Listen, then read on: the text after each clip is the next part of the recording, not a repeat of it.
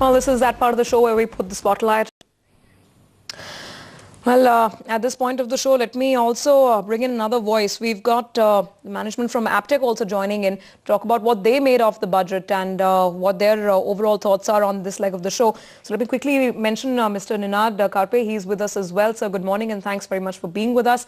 The budget did have these sort of fleeting mentions about the sector. There hasn't been any path-breaking sort of announcement that actually came in. What's your take on the budget and, of course, what it had in store for your space?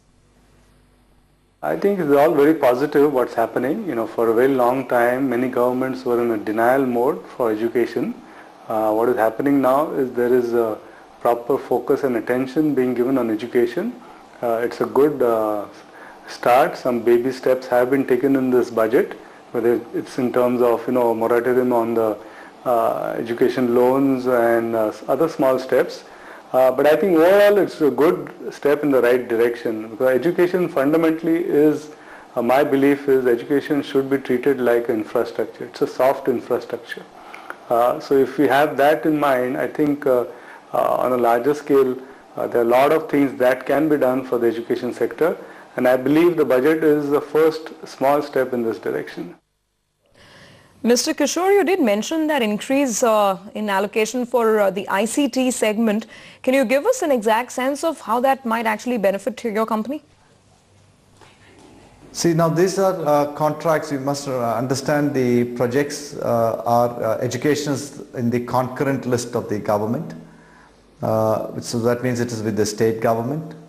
The spend will actually go down to the respective state government. But in Sarva Shiksha Abhiyan, the advantage we have had is the federal government or the central government has to contribute only 75% and the state government has to contribute only 25%.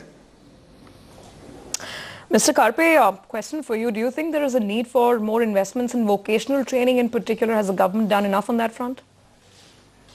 Again, I think there is a lot to be done on vocational. I think one of the biggest problems of education is when a student enters into an education sector, he ultimately wants a job, wants an employment.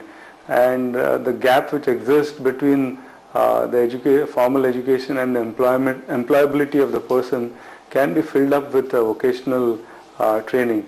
Some statistics are, in the Western world, by and large, more than 60% students have some impact of vocational training, either in the summer or in actual on-the-job training. And in India, roughly the percentage is 9 to 10% only get some vocational training. So it's a huge gap, and I think a lot more needs to be done. Again, we were speaking about this with Mr. Kishore also. No gigantic steps or blockbuster announcements in that sense on a PPP model or anything of the sort in the education space. Just your sense on what was announced and what wasn't in this budget. I think the government needs to take one big step on the PPP model. This model has been fairly successful and is now well established in various e-governance projects, whether you take the IT projects or other infrastructure projects.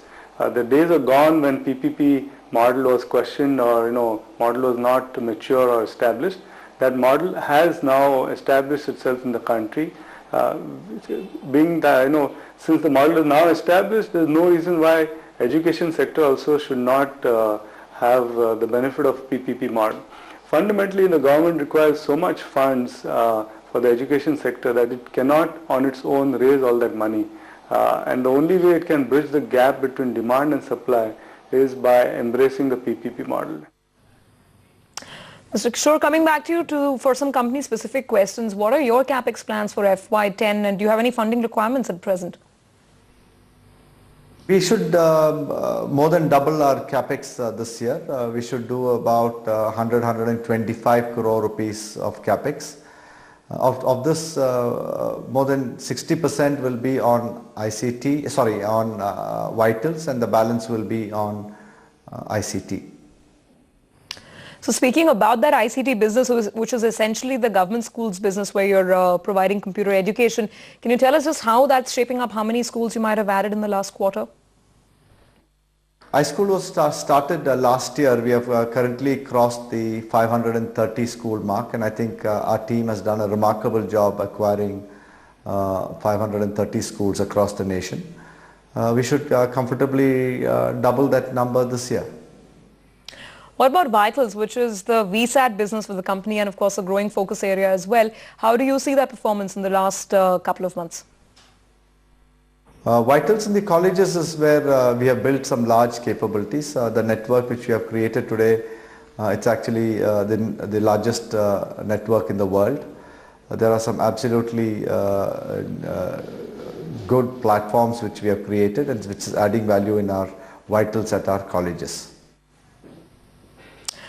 Since you mentioned this CapEx program and the investment of around 125 crores, just want to get a sense of what the total debt might be within the company and at what rates of interest are you servicing this? Currently, my net worth is about 210 crore rupees. I have a debt of only 45 crore rupees. We have enough leverage in our balance sheet. I also have cash, 60 crore rupees as cash. Okay, as we sort of wind down towards the end of this conversation, again, just your last take from the budget. We were speaking about this earlier and we heard the point of view that came in through Aptech that PPP was a route that could have been taken, at least nothing was announced this time around.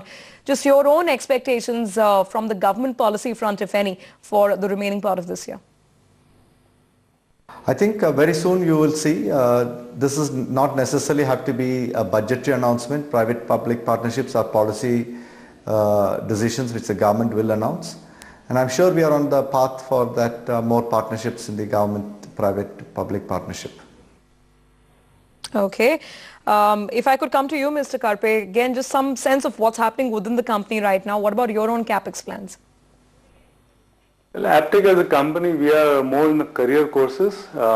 We have various verticals from IT education, animation to Avalon, which is our brand for hospitality, aviation, travel tourism, and also hardware networking. And we've also recently taken over a small company which is into English language training. Other than that, we also have online testing and other front-end development. So we are in a fairly different segment. We are across 35 countries. We have more than 1,000 plus centers. So for us, it's a franchise model, and we'll continue to grow across various business verticals and across various countries. Okay, since we're talking about the thought process within Aptech in terms of future expansion, we've seen a lot of companies in the market go the QIP way of late. Are there any thoughts on that front? Would you be looking at that model as a model of raising money? Well, at the right time we'll say something, but at this point of time, no. Okay, then finally the last question once again. As you see it right now, key concerns for the education sector and immediate steps that you would hope the government will announce in due course. I think overall, if I look at the overall sector, it is crying for a lot of investment. 89% of the student population is in the school segment up to standard 12. I think roughly the statistics show that more than 200 million students enter class 1 and only 20 million exit in class 10.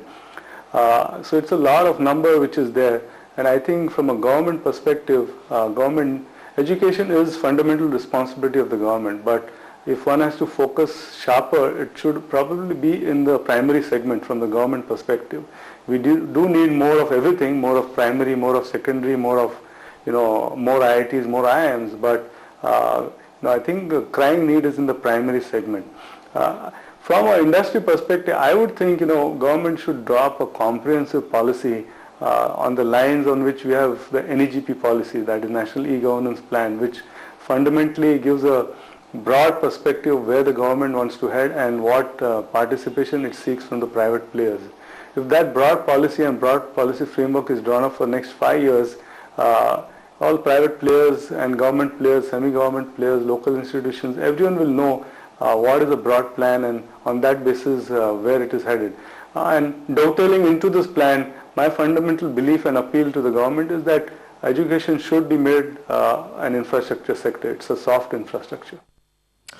All right, so we'll wrap it up on that. No, thanks to both of you gentlemen for joining us on the show today. That's a quick view coming in from Evron and Aptech on what they made of Budget 09. In the meantime, markets holding up around 0.5%. We are above the 4100 level on the Nifty. The Sensex also at around 13,814. Infosys has put the IT space on fire. HCL Tech almost 6% higher. Wipro 4.5% higher. TCS 3%. Infy itself with about a 3% gain. We'll just check out some couple of messages. On the other side, we will try and get you the Infy management to figure out how they are describing the environment in which they operate right now.